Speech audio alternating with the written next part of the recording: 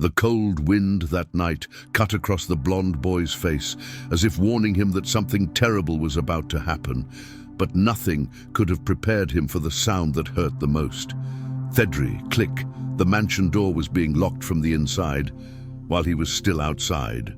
He called, shouted, banged, pleaded, but only the golden lights of the party reflected on the cold doorknob.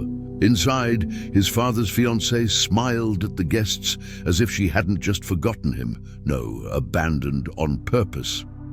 The snow began to fall, piling up in his hair, while the boy tried to understand what he had done so wrong to deserve this. However, when he finally gave up calling and took a few steps away from the door, something gleamed near the side window, a fallen envelope with his father's name handwritten on it. Curious and shivering with cold, he opened it, and in that instant he discovered that it hadn't been an accident, nor carelessness, nor a misunderstanding. His father's fiancée had a plan, and the boy was the first obstacle. And that night, alone in the snow, he understood. It wasn't just another Home Alone, it was Home Alone too. And this time, it was personal.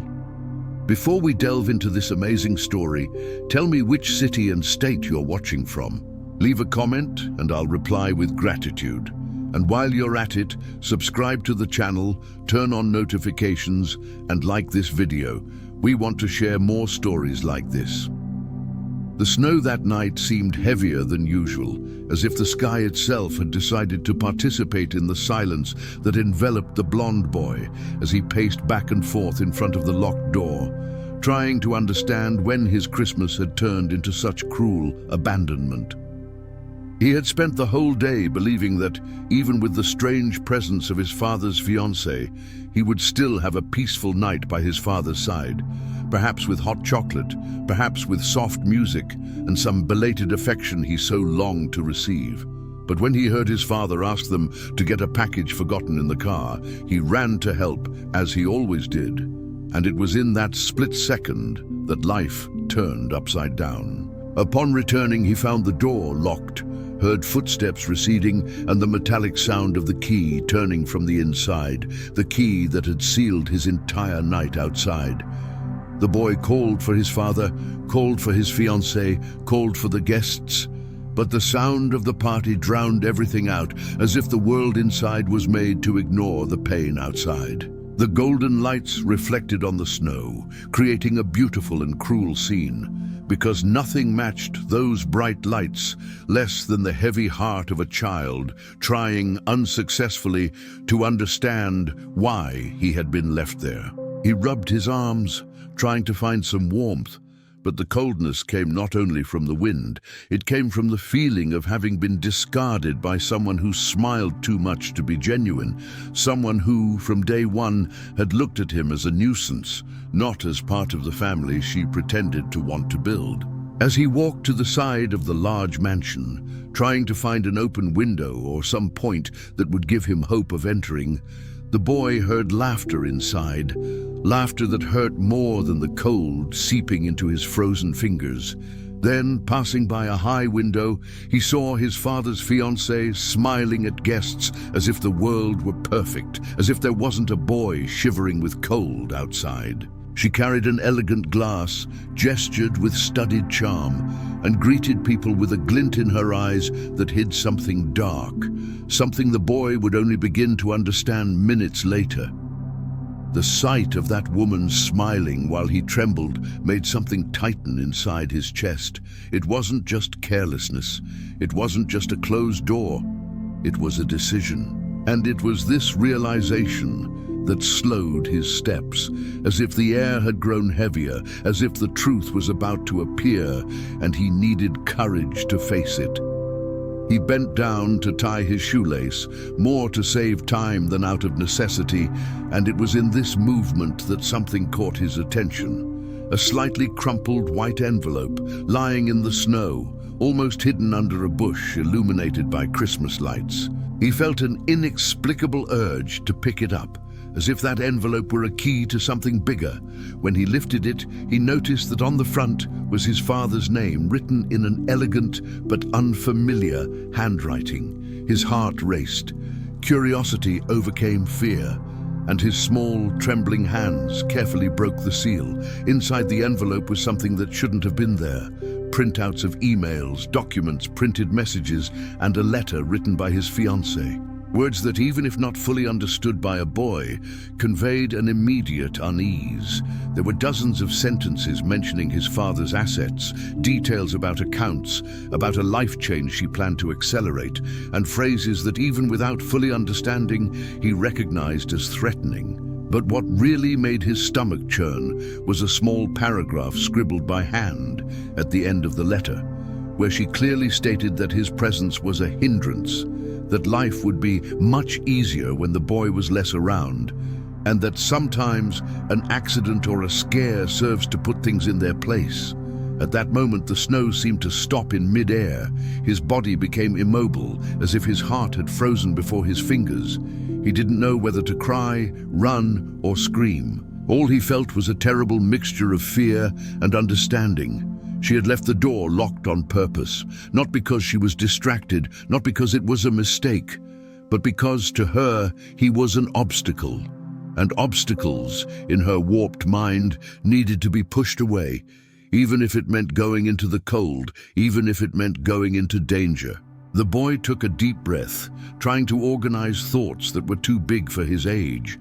But even small, he had something his fiancée could never imagine: courage. And it was this courage that was beginning to emerge, still fragile, still trembling, but persistent, like a flame trying to survive the wind. He held the papers tightly, feeling that he needed to take them to his father, needed to show that he wasn't just a bad stepmother. He was someone willing to do anything to ensure his own financial security. The pain he felt didn't just come from the betrayal. It came from the realization that his father didn't see what was right before his eyes. From the loneliness of facing something so big without anyone to ask for help. But even so, he began to walk towards the front door again, determined to find a way in, determined to face whatever was necessary. Each step seemed more difficult, as if the snow tried to hold him back, as if the cold wanted to remind him that he was just a child. But children sometimes see truths that adults refuse to see. And that night, alone, forgotten and betrayed, he decided he wouldn't be a victim of anyone's wickedness, not of silence, not of lies, not of the woman who was trying to take his father away from him, because even as a child, he knew the truth needed to be told, and that no one, absolutely no one, had the right to leave him outside his own home. The boy clutched the papers to his chest as if they were a fragile shield, but it was the only one he had. The mansion gleamed before him, with golden lights and windows fogged by the heat of the party. And for a second, he was afraid to enter and face a woman who had already proven her limits.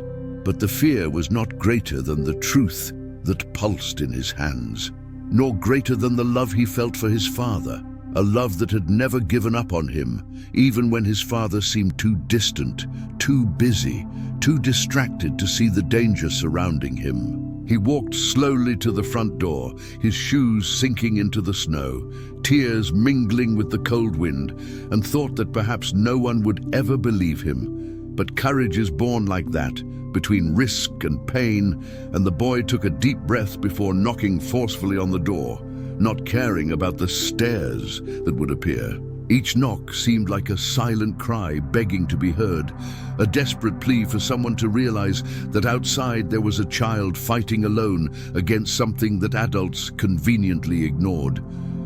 The door finally opened a crack, and one of the employees found him trembling, his face red with cold, clutching the crumpled envelope as if it were more valuable than any gift of the night.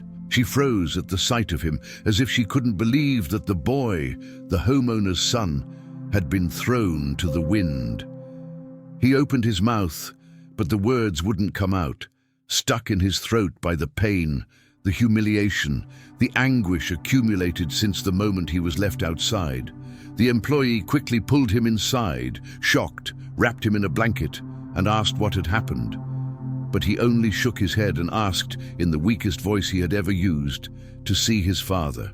She realized from his gaze that this wasn't simple, that something was wrong, very wrong. And without hesitation, she led the boy to the main hallway where the party was taking place. When they spotted him, the entire hall fell silent. The father, dressed in his impeccable suit, was conversing with two important guests, but stopped immediately upon seeing his son soaked in snow, breathing heavily, clutching wet papers. He rushed to the boy with a panicked expression, asking what had happened, why he was outside, who had allowed him to go out alone. But the boy didn't answer immediately. He simply held out the envelope to his father, his hands trembling, his eyes pleading for him to read it, to see what had been invisible for too long. The father took the papers without understanding, but as he read each line, his expression began to change. First confusion, then astonishment, then anger, and finally, something deep and painful: regret. He slowly raised his gaze, searching for the bride among the guests, and found her face frozen white, as if the elegant mask had shattered into pieces before everyone's eyes. She tried to smile, tried to invent quick justifications, tried to say that it was all just a misunderstanding, a joke, an exaggerated childish drama. But the words no longer came out with the same rehearsed smoothness. The father walked towards her with firm steps, holding the papers, still trembling with indignation, and asked in front of everyone if she really believed she could build something on lies, manipulation, and cruelty against a child. The woman tried to defend herself, said she was being misinterpreted, that she loved her family, that she would never do anything to hurt the boy, but the documents said otherwise. And so did the boy's gaze. The guests watched in shock, some whispering, others averting their gaze, unable to face the truth that was being revealed before them. The father, finally understanding the gravity of the situation, turned to his son and hugged him tightly, as if he had wasted too much time away from him, as if he wanted to protect the boy from everything he had ignored. She apologized repeatedly, her voice breaking, and promised that she would never again allow anything or anyone to hurt her son. The boy cried silently, not out of weakness, but out of relief.